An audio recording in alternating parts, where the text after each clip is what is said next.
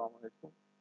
My name is Dr. Muhammad Ayub, and I want to teach you the course of Elastodynamics.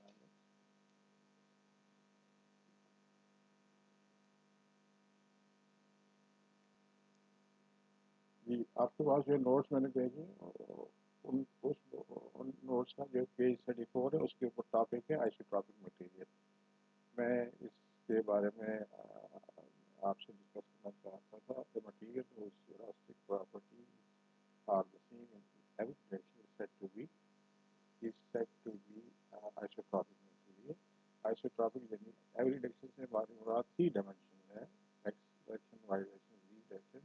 अगर कोई भी material उसकी properties तीनों direction में same है तो वो आइसोट्रॉपिक मटेरियल कहलाता है, अदरवाइज उसको एन आइसोट्रॉपिक मटेरियल कहते हैं।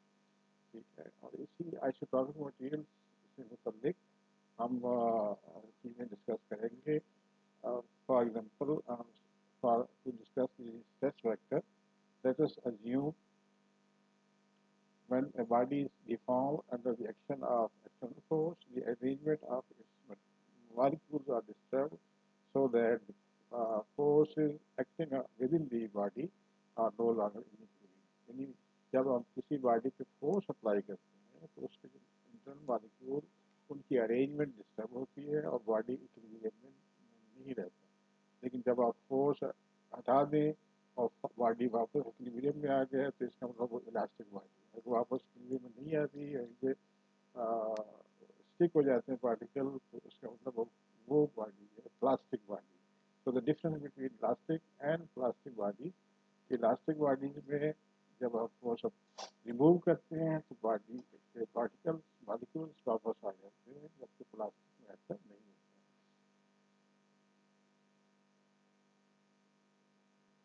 Let us consider a body with volume V bounded by a surface area S. Suppose that the force acting on the small area element is ds, and that force on ds is this is the force acting on the surface area ds. Then the force oblique, this is force per unit ds, is called stress. So what is stress? Stress is the force acting per unit area. For small area, we have ds. Force divided by ds is basically the stress, or it is also known as traction. The stress vector F refers to the surface element ds with unit outward normal n will be denoted by F n. यहाँ F के ऊपर जो vector का निशान है, इसको अगर vector का निशान असूली तौर पर नहीं करना चाहिए। अगर हम फोर्स कंपोनेंट एक डायरेक्शन में उसकी यूनिट दे रहे हैं तो ये उसकी मैग्नीट्यूड है। यहाँ एक बात मैं और आपसे शेयर कर दूँ कि प्रेशर और स्ट्रेस में क्या फ़र्क है। प्रेशर एक स्केलर कंपोनेंट, एक स्केलर क्वांटिटी है, जबकि स्ट्रेस एक वेक्टर क्वांटिटी है। राइट, दोनों की डेफिनेशन बुक्स में आपको देखेंगे तो एक जैसी मिलेगी, लेकिन एक जैसी नहीं है। वो प्रेशर में हम कहते हैं फोर्स पर यूनिट है, ये डेफिनेशन प्रेशर की नहीं है। बेसिकली प्रेशर जो है वो फोर्स कंपोनेंट है on the surface of the surface, on the surface. वो फोर्स जो सरफेस पे नॉर्मल है, नॉर्मल डायरेक्शन में है, वो प्रेशर है, जबकि स्ट्रेस जो है वो एक वेक्टर है। तो यहाँ पे हम ये वॉल्यूमेट्रिक एलिमेंट जो है ये कंसिडर कर। For the stress tensor analysis let us consider a volumetric element V having surface S। इस वॉल्यूमेट्रिक एलिमेंट की 6 सरफेस है। लुक एट दिस, एक सरफेस आपके पास ये है, 6 फेसेस हैं। 6 फेसेस के अंदर ये फेस, अगर आप किसी भी क्यूब को अपने सामने रखें तो एक फेस आपके सामने होगा, एक उसके पीछे है, एक उसके राइट पे है, एक लेफ्ट पे है, एक ऊपर है, एक नीचे है। तो 6 फेसेस हैं। इन फेसेस के अंदर हम 3 फेसेस के ऊपर जो है वो स्ट्रेस एनालिसिस करेंगे। फॉर एग्जांपल ये फेस जो PQRS है, इसके ऊपर परपेंडिकुलर x1 है, इसके ऊपर जो स्ट्रेस कंपोनेंट है ये जो नीचे लिखे गए हैं, बेसिकली ये यहाँ नहीं, ये इस फेस से मतलब है, ये फेस इससे मतलब x1 in the stress component along x1 axis, stress component along x2 axis, stress component along x3 axis. ये वो फेस है जिस पे x1 परपेंडिकुलर है. इसी तरह ये वो फेस है जिस पे x2 परपेंडिकुलर है. There are three components, stress components. One is in the x direction, one is in the y direction, and the other is in the z direction, rx3 component. Similarly, यहाँ पे ये this phase, consider this phase and x3 is perpendicular to this phase. इसके भी तीन component है, sigma 3(1), sigma 3(2), sigma 3(3), right? तो ये इसके stress जो है हमारे पास टेंसर उसके 9 components हैं. और इन 9 components को हम इस तरह लिख सकते हैं. Look at this matrix. This matrix has 9 components. These components are basically the component of stress tensor. Sigma 1, sigma 12, sigma 13, sigma 21, and this is also we will discuss it later. This is symmetric matrix. As you know, symmetric matrix means the components in the row are same as in the component in the column. Okay. That will be discussed later. However, this stress tensor has 9 components, and this is known as a second order tensor, Cartesian tensor. This is known as second order Cartesian tensor. Okay, coming back to the this line, that's the stress vector acting across this four phase. That means x1 axis के along is f1. Similarly, the stress vector f2, f3 acting on the faces of the parallel 5 along x2 and x3 axis respectively.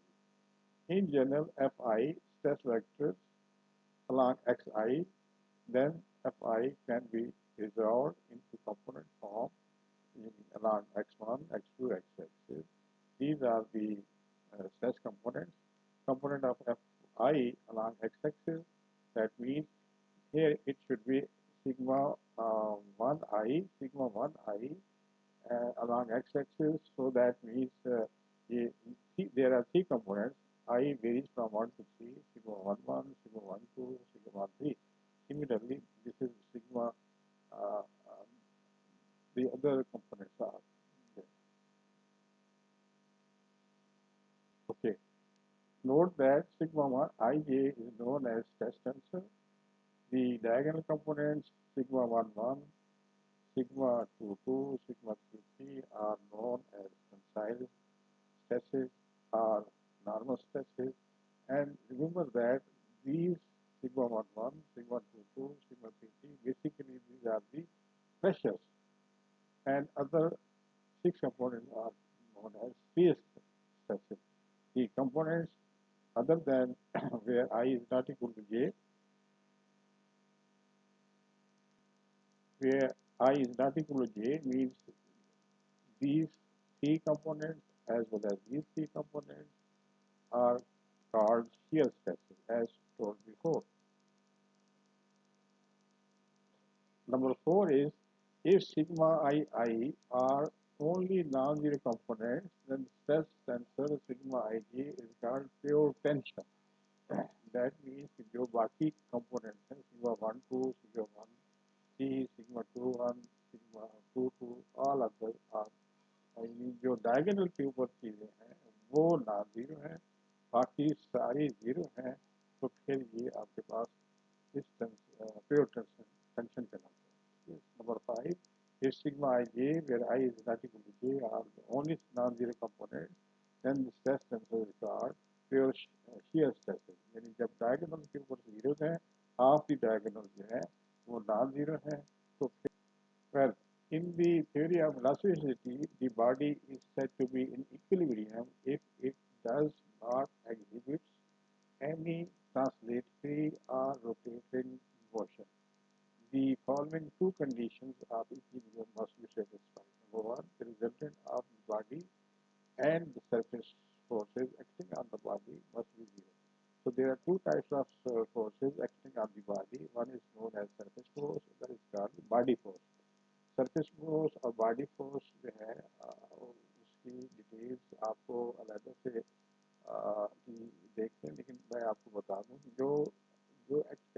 मिसाल के तौर पर gravity जो है जब body पे act करती है तो वो उसकी बॉडी फोर्स होती है, और जो सरफेस पे फोर्स अप्लाई होती है, यानी जब आप कोई हाथ बॉडी के ऊपर रखेंगे और फोर्स अप्लाई करेंगे तो वो उसकी सरफेस फोर्स होगी, जबकि उसकी बॉडी फोर्स जो है उसकी ग्रेविटी है। इसी तरह यानी there are two types of forces acting on the body. One is surface force, other is body force, right? So body force. The second condition is that the sum of the moments of surface and body forces about the origin must be valued. Number one क्या है कि surface force और body force का जो सम है resultant है वो zero होना चाहिए। नंबर टू उनके आर्म्स का यानी उनके मोमेंट का व्हाट इज मोमेंट, मोमेंट जो है वो आपको पता है किसी भी फोर्स का मोमेंट कैसे मेजर करते हैं, आर क्रॉस एफ, आर उसका आर में फोर्स और आर का जो क्रॉस प्रोडक्ट है that gives you the moment. So the moment of the forces, surface and body forces must vary. There are basically her body, the elastic body है, to keep the body in equilibrium, these two conditions must be satisfied. Let us uh, let us discuss separately one by one and see the implication of condition one. To see the implication of condition one, let us consider the force component uh, normal to the surface, V the stress and vector acting on the surface S, then the total force acting on the surface is the integral of this one. This is the volume, the surface element, and together with the force is integrated over the surface. This will give you the total force acting on the body, acting on the surface, or this can also be written like this one in the terms of index notation, where this is in fact F1 is the force component in x direction, F2 is the force component in y direction, F3 is the force component in the z direction, and these are the surfaces along x-axis, y-axis, and z-axis. And ds1 is further it can be observed as a ds cosine of angle between the normal to the surface and x1 axis. This is usually, what is the dot product of any two vector will give you the, for example, A and A dot B is A magnitude, B magnitude, and the angle between them. This is what we have over here. Similarly, D1 is this one. This can also be written as D as N1, N2, N1, N2, and 3. These are the component of the normal N. So we can write the given integrand in this form, and in terms of the tensor notation, this is the tensor notation. Okay, in terms of the index notation, this is the force component along the normal direction, and this force is basically sigma ij is the stress component, stress vector, and further. Okay, going back to the total force acting on the surface, in terms of the force, we substitute this one as derived earlier. Using the divergence theorem, we can write this as in terms of gamma. Divergence theorem जो है आपको पता है कि surface से जब हम volume में चले जाते हैं तो ये यानी सरफेस इंटीग्रल को ये वॉल्यूम इंटीग्रल में कन्वर्ट कर देता है, ये divergence theorem. You can see any book on calculus. Okay, if Fy is the body force per unit volume, then the total body force, this is the body force, and this is the surface force, this is the body force per unit volume. As said earlier, implication of condition means कि हम इन दोनों forces का sum जो है that should vanish. So for the equilibrium, the resultant of the surface and the body should vanish. Thus, equation 2 and 3 okay, this is in fact the sum of or resultant of two forces. This is related to the surface force. This is related to the body force. The sum is equal to the integral or the sum is 0. Since this is a definite integral, the definite equal to 0 means the integrand itself is 0. This integral itself is 0. The equation 4 is called equation of equilibrium. This is known as equation of equilibrium. Okay, let us see the implication of second condition. Second condition relates to the resultant of the moments. Moments, according to this condition, the sum of the moments of surface and body force about the origin must be 0. Thus, as told earlier, what we mean by the moment is defined as the cross product of the force and its arc. This is called moment. And in terms of index notation, the cross product is defined like this one. Okay, this is the index notation in terms of for the cross product. Okay, this is your surface force. This is your body force. Fk is the body force. This capital Fk is the surface force. Okay, the sum of these two is equal to 0 to fulfill the condition of equilibrium. Now, where this is this one, and this is again already derived. Okay, this is surface force and this is body force. The sum is equal to 0. Again,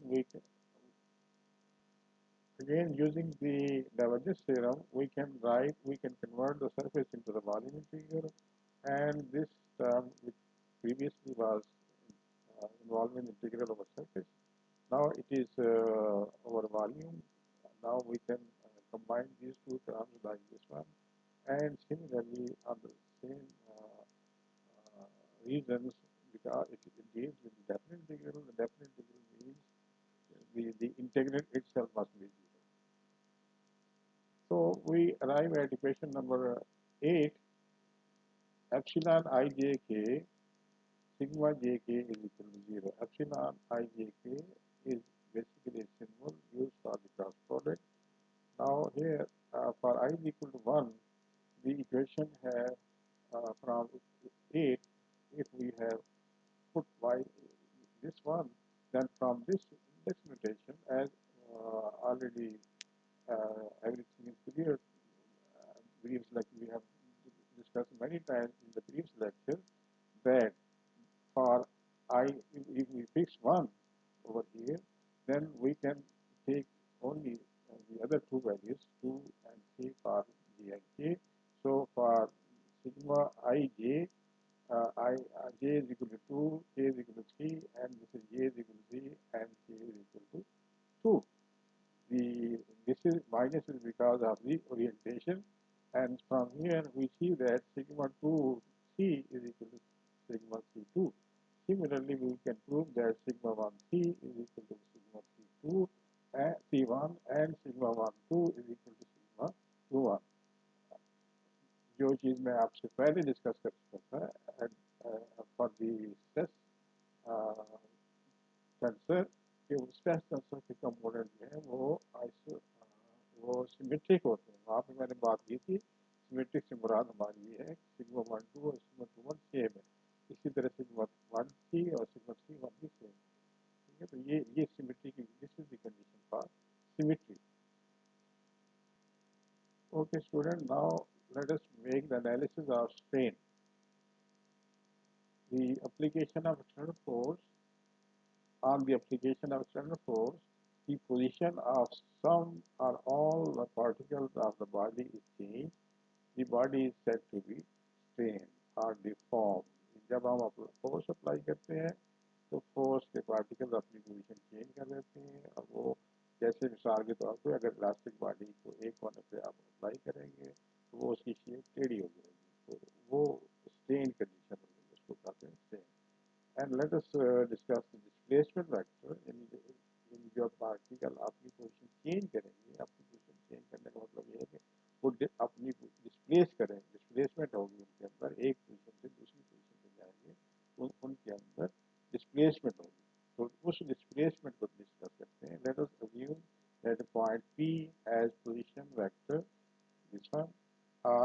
tensor notation xi represent तीनों component जो है वो x1 x2 x3 ये x1 x2 x3 ये तीनों की represent करती है। इसकी पोजीशन है जब आप उसके ऊपर फोर्स अप्लाई नहीं की, जब उसके ऊपर फोर्स अप्लाई की तो वो अपनी पोजीशन चेंज करने के बाद नई वेक्टर पे चले गए तो उसकी पोजीशन ये बन गई P P prime.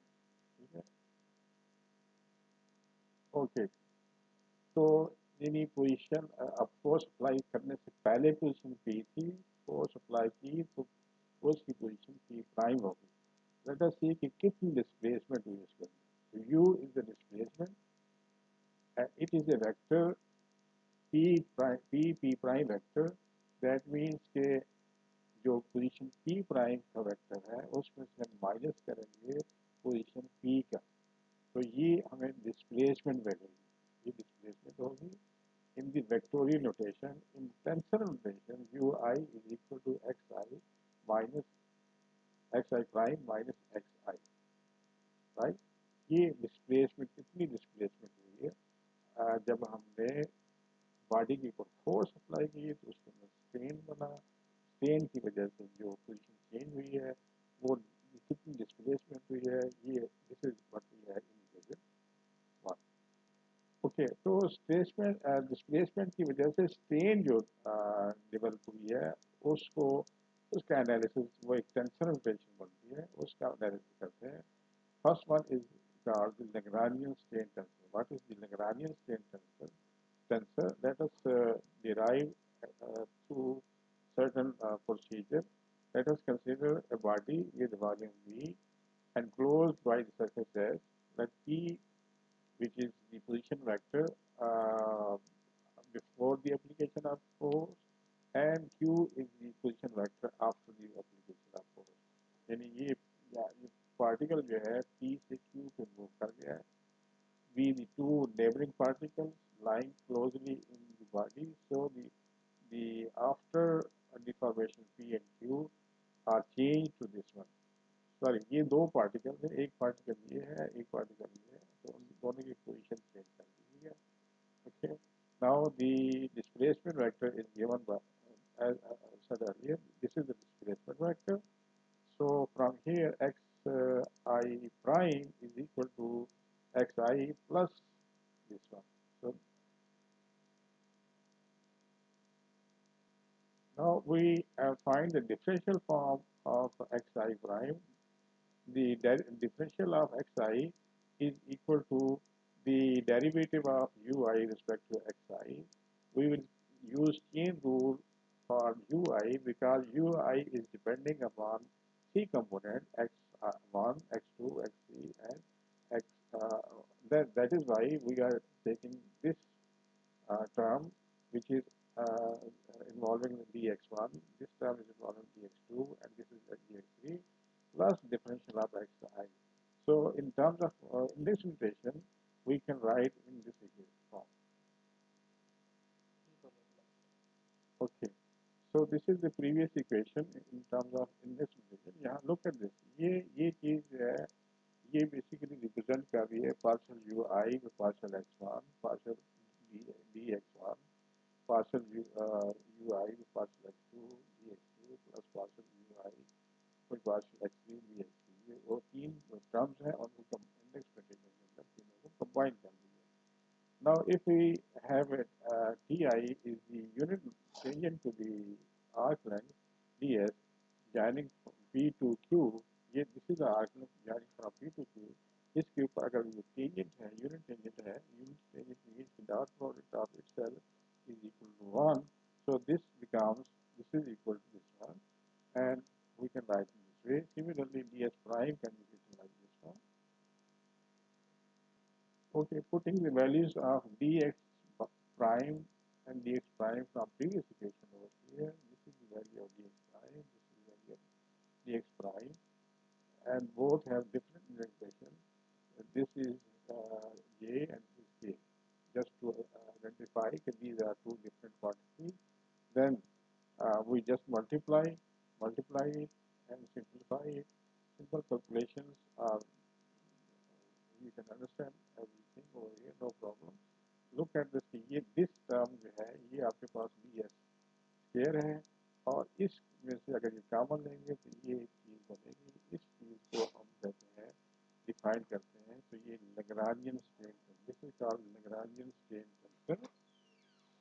Lagrangian strain tensor. इसके अंदर देखें दो लीनियर टर्म्स है, एक नॉन लीनियर टर्म्स है, तो this is known as Lagrangian strain tensor.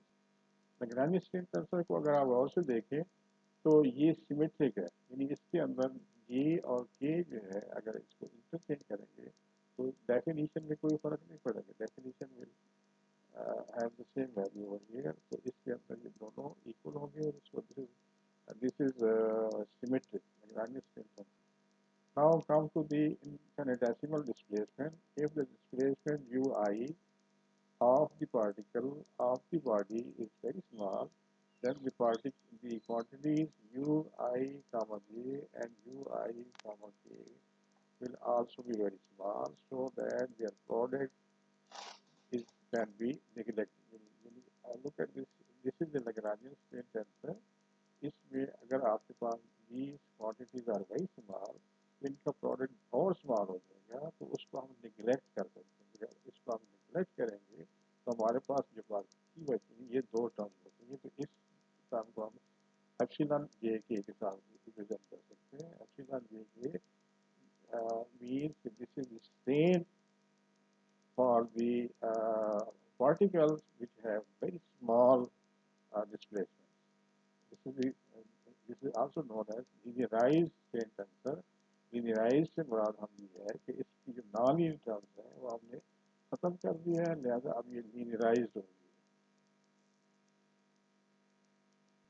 Okay, physical interpretation of strain tensor. This is the equation already you have seen over there on page 40, equation number 5. This is written again, and where this is the Lagrangian strain tensor. Dividing both sides by 1, the of equation 1 by ds, we can write in this way, right? If this is as a T, J is the tangential component and unit tensor, and this is the unit tensor of Tk. Okay, the previous equation 2 takes the form, and then making the factors for this ds prime minus ds into ds prime plus ds over ds here. On the right hand side we have the same thing. When the deformation is very small, then the Lagrangian strain tensor is equal to the linearized strain tensor, and in that case ds prime would be ideally equal to ds. So that this term ds prime plus ds over ds becomes 2 factor 2. So this together with ds becomes 2. 2 we can cancel 2 on both sides and get this. Now look at this equation, and this is replaced.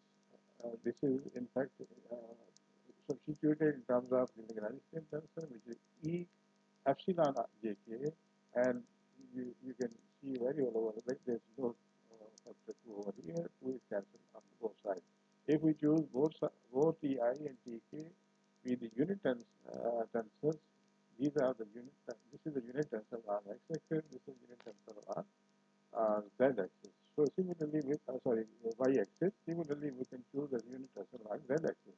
So for this, if both the tangents are taken as 1, 0, 0, that will give us epsilon 1, 1.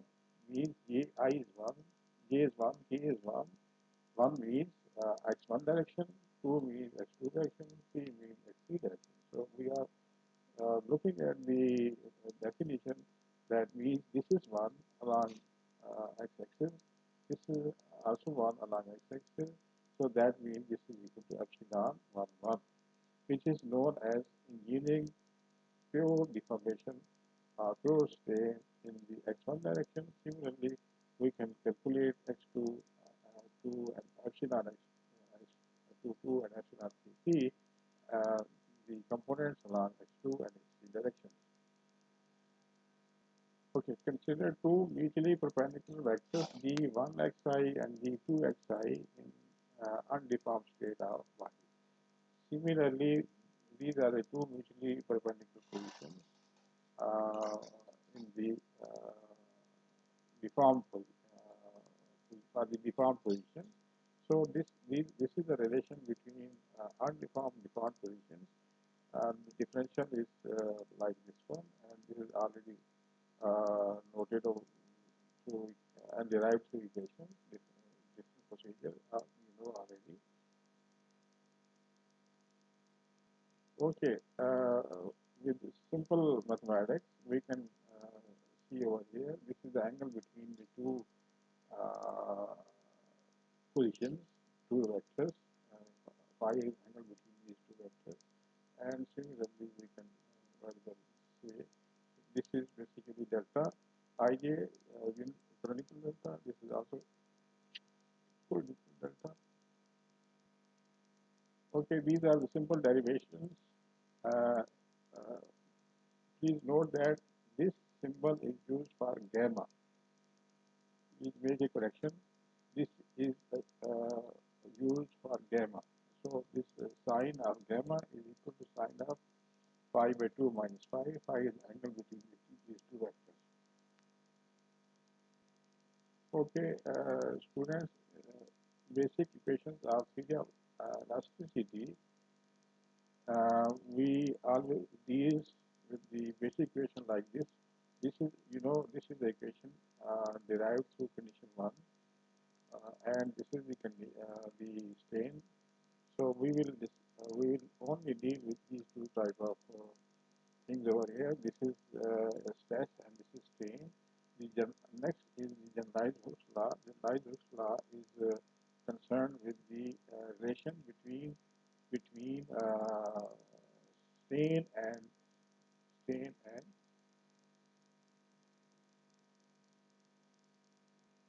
so generalized Hooke's law states that stress is directly proportional to the strain. This is stress, this is strain, and this is the constant of totality. This is also a tensor, and what we mean by this tensor we derive on next page. Now I will stop for this video, and the second video will continue from